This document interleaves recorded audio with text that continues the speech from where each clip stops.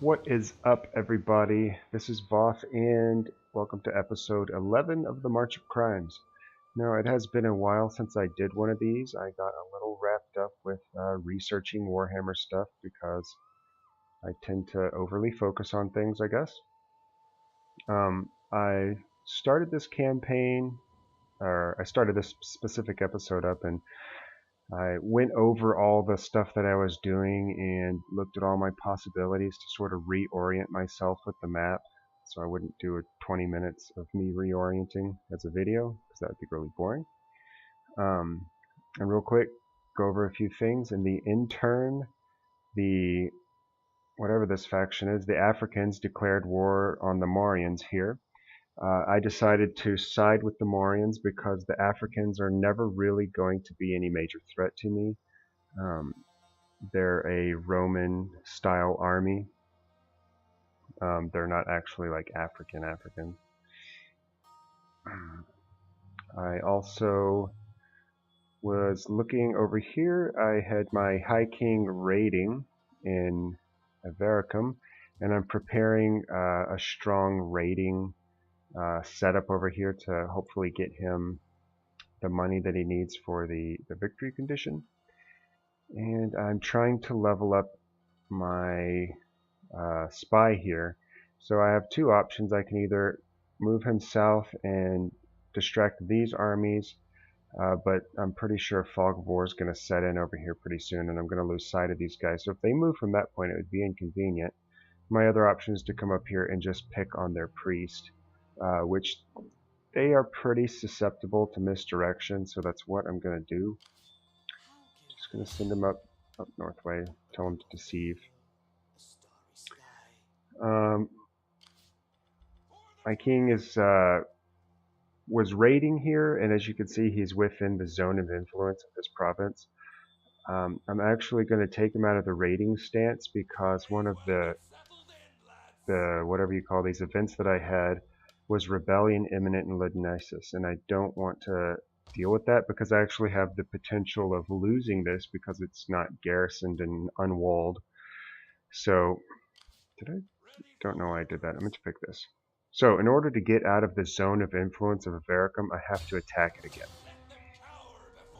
Now, it has been a while since I did a battle, so let's go ahead and just go do this one. I usually save my battles for last, but this isn't going to be a very eventful turn, so I'm just going to go do this one. Wait, over here. Alright, here we are in combat. I have a fog, which I will wait through. Rain, I will wait through. Another fog, and rain. So here we go in rain. Actually, I guess it doesn't really matter because I've already sacked this place, and the tower that's usually over here is not over here. But it's habitual to try and get dry. Now, since the last time I made one of these videos, they released the mod workshop, and one of the first things I went and did was downloaded a blood mod, so I have more blood because I'm just a morbid person like that.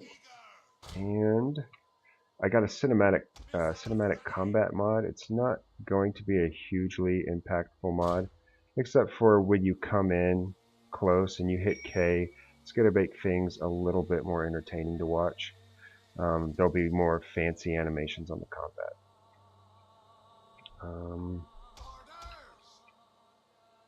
Bringing up my skirmishers. Probably just, I can just put them out front. And then do my cheap dog screen. Prepare to catch them and just shred them to pieces. Right, and my onager, why not? He'll come up here and shoot at some things. Maybe I can get some pot shots at their general. Now, I certainly am going to have a little bit of ring rust. It's been a couple weeks since I played this game. And on top of that, I've been playing other games that are similar to it, but with different controls, different physics, different balance. So I'm not going to be completely on point, but I'll try to make the most of it. Maybe I can get some good visuals. You focus on the general.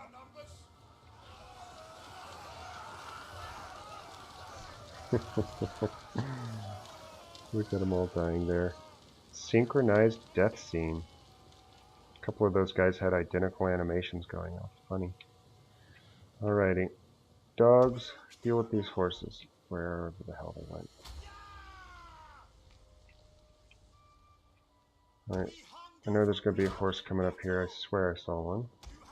So moving into position just in case. Don't want to get a surprise flanking maneuver. Oh, there he is. Yep, he's getting eaten by dogs. So while he's getting eaten by dogs, I'm going to bring my skirmishers up to try and down those horses. Gonna keep tying up their dogs, their units with more waves of dogs. Alright, that one horse is dead. Skirmishers, you can probably kill that guy pretty quickly. Yep, he's already dead. Their general's dead. Sad days. Alrighty. Now I feel like I saw another horse, but I don't know where he went, so I'm gonna kind of set up sort of screeny things over here just in case. Gonna move these dogs over. Gonna see if I could get through past their swordsmen with my dogs to actually kill those archers, because they will make very short work of the archers if they get to them. Alright, gonna bring my swords up, properly screened on this side from any potential cavalry, because I feel like I saw two on the load screen, but I didn't pay very close attention, admittedly.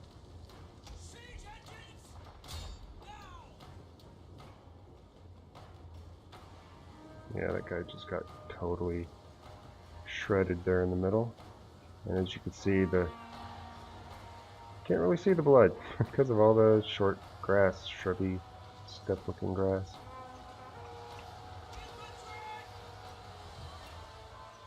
Who are you shooting at?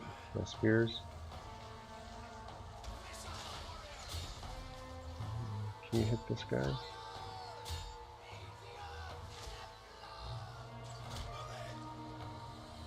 Are you going to have them enter shield wall and receive this charge? Quickly get into shield wall. They're like all halfway hopping up. That was terribly executed. Alright. That reminds me doing that little swoopy move. Oh, Jesus Christ, stop shooting. Shoot this thing. A couple of people have asked me how I do some of the movements that I do. To do like this long sweeping waypoint.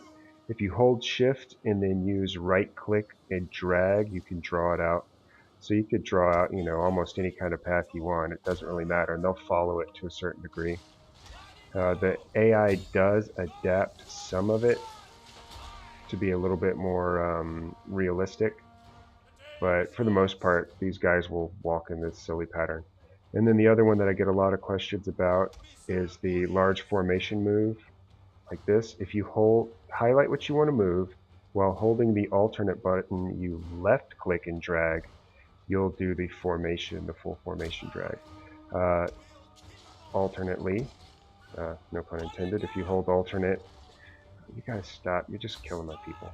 If you hold alternate and highlight however many people you want to pick and use the other one, you'll actually rotate them, which don't get those confused, because it could be really annoying if you accidentally rotate your whole formation when you meant to drag them.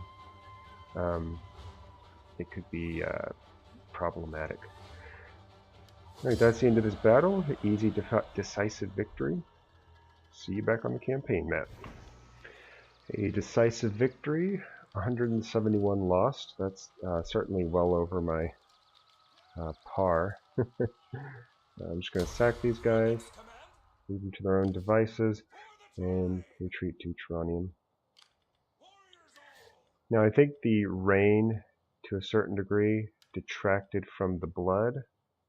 Rating income, definitely want that one.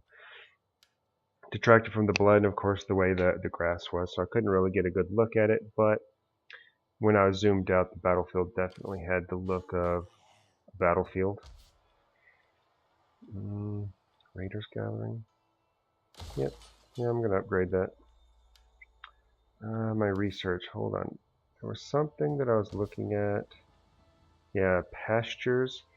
Because when I upgrade this, it will unlock my Mormare cavalry. I want to get that, so this is the research I'm going to take. Minoral lands gives me what I need to get that. And finally get some modicum of cavalry in this otherwise infantry-laden army. Also, I think I will get the Chieftain's Hold, as that will give me the champions that I know that I need for my victory conditions. I think I'll start perhaps. Let me see. This place is good. Yeah, I'm going to start converting some of these so I can upgrade them into my form and get a little bit more money, public orders, stuff like that out of them. Oh yeah, I remember now, just popped into my head. I needed to sack this place, I believe, so I'm going to head that way.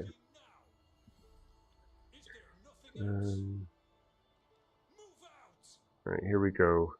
Next turn I should be able to sack that no problem, and it'll be good.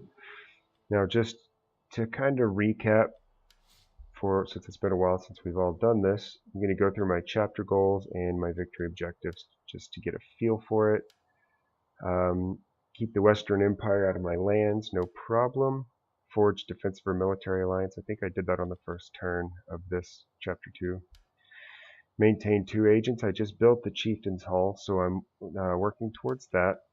Loot or sack the following settlement. Alusa, right here, I'm heading towards that.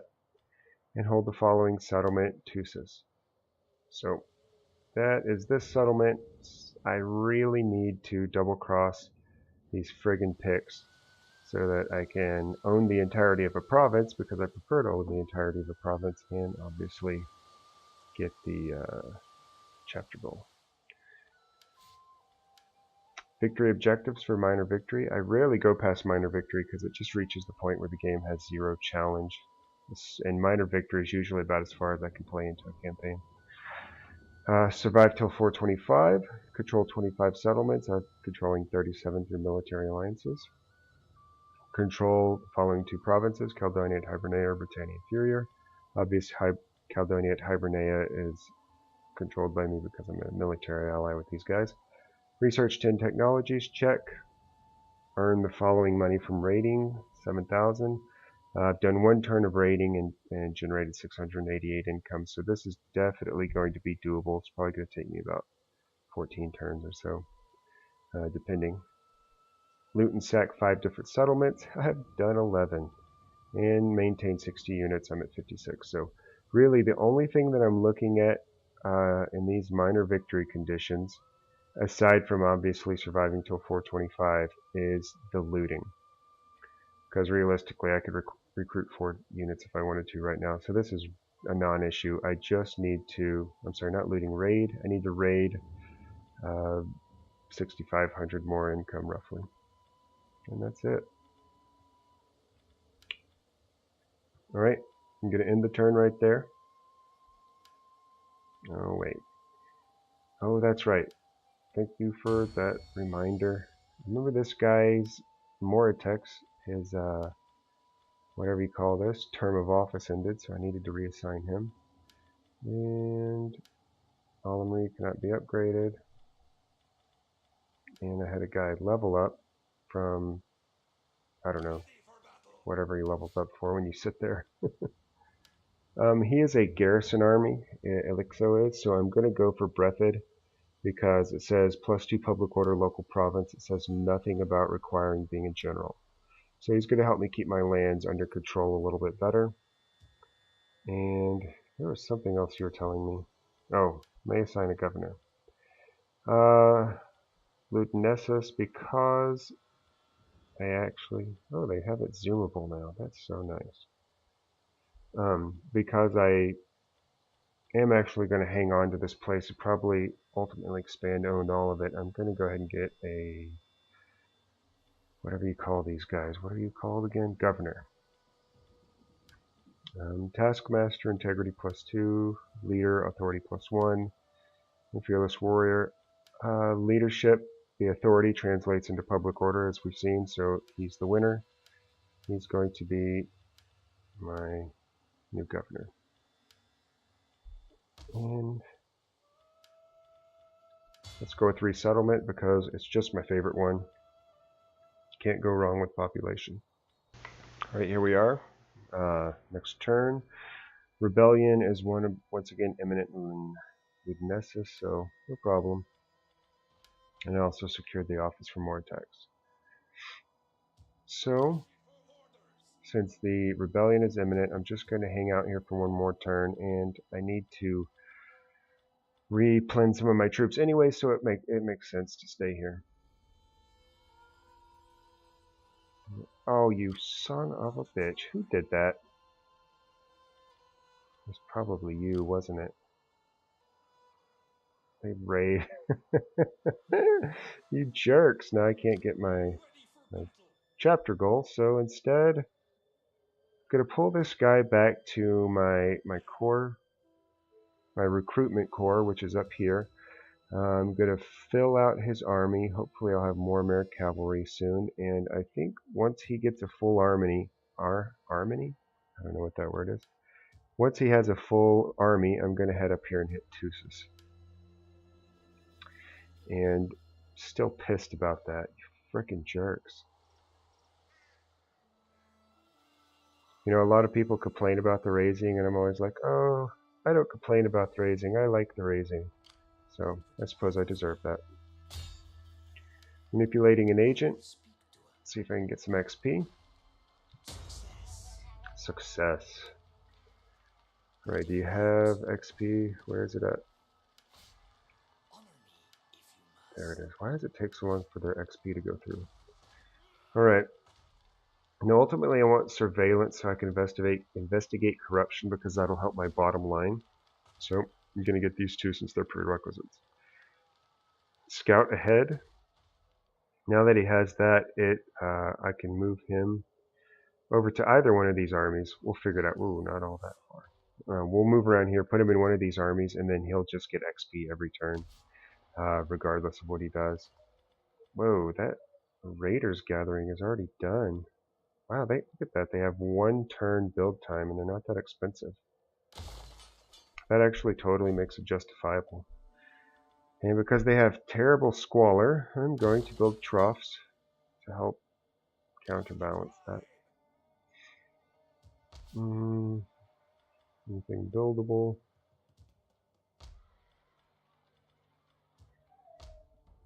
No, I think I'm going to conserve some money. I can upgrade a boat. Yep. That was not a very eventful turn. Okay, here we are during the end turn. Gaul has decided to declare war on the Alamans, who are my military allies. Now, they have several allies here, and they all love them, and they all hate Gaul. So there's going to be plenty of people pissed off at Gaul. So I'm going to enter war on the side of the Alamans, and that's also going to give me another target. This Gaul's right here, and I have my main combat army right here next to it. Here's me, here's Gaul. I can just go over there and it'll give me another target to raid against. So I will accept your call for help, call to arms. And we have our rebellion in Ludnessus. Faction destroyed the Roxolanians, they will be missed. Let's see. Oh, god damn it. They raised something else. Karma is a bitch. Well, easy battle here. I've got some heavy infantry in the bodyguards and the Palatina. But I do have lots of dogs to catch them on. So, I drastically outnumber them. Yeah, I'm just going to auto-calc this in a defensive manner, and theoretically that'll let the Saxons eat more casualties than I. And plus I have a drastically... my English isn't working. I have a ton more ranged than they do, ranged firepower. Take on warriors. Yeah, they just had nothing but heavy infantry there. Alright, you people are just pissing me off with your raising now. It's so ironic because I've never had a problem with raising before, and now everyone's pissing me off. I have two options. I could either head south. I could go raid in here. I could raid in this neutral territory for not a lot of income.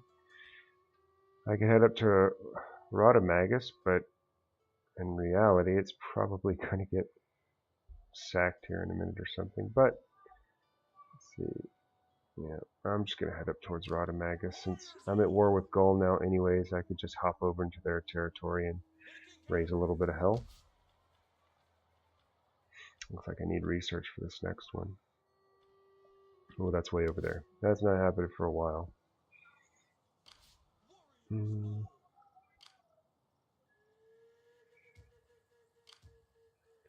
Yep, you're heading towards Londinium.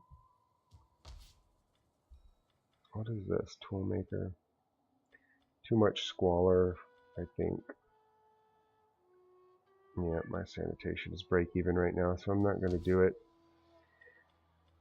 But in the interest of expanding this one in the future, I'm going to go ahead and upgrade their sanitation. And that will be it, I believe, for this turn. I'm going to do a once-over on my family stuff. Okay, Duratios. His loyalty is dropping. Let's determine what it is, what's causing it. Office given to subordinate. He's a complaining person, so we're just going to secure loyalty. I have plenty of influence to spare. Yalamery can be upgraded. This guy is going to become a companion, and that's it. Now, real quick, I'm going to go do a once-over on my diplomacy. See if I could pick up any new trade routes. Like right here, the Gara Mansions. They captured this province, it looks like, or not province, and settlement, which gave them access to a port, so now I can trade with them.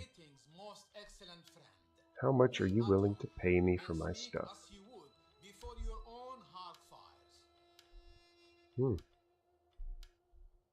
2,300? Moderate? Yeah, that seemed a little bit steep. Trade agreement, payments, let's go for 2,100. Yep, there we go. Made some bank off of them. Anybody else? Nope, everybody else is red. Poor Gaul, how you hate me. You shall die soon. Alright, I think that's where I'm going to wrap it up for this episode. Got a few good things in there. Got to check out the new More Bloody Combat. And also in the future, I was thinking when either after I reach minor victory in this Let's Play, or if I beat that Battle March, the other game that I had a Let's Play. I don't want to have too many Let's Plays at once. It just seems overwhelming because I already don't have enough time. But the next Let's Play that I start for Attila, I'm thinking about doing one that's like narrative and sort of cinematic, where instead of me going through and playing and like mumbling, I'm going to record it and then come back and narrate it in sort of like a historical RP sort of sense, I guess. Bring out a little bit of my Dungeons and Dragons nerdery as I narrate the whole scene and the combats and do cinematic stuff. It'll be fun. But anyways, that's it for this episode. I'll see you guys on the next one, or whatever I do next. I still have to work on that Empires video for the Warhammer stuff, but after that, I'll be done with the factions. So, see you later.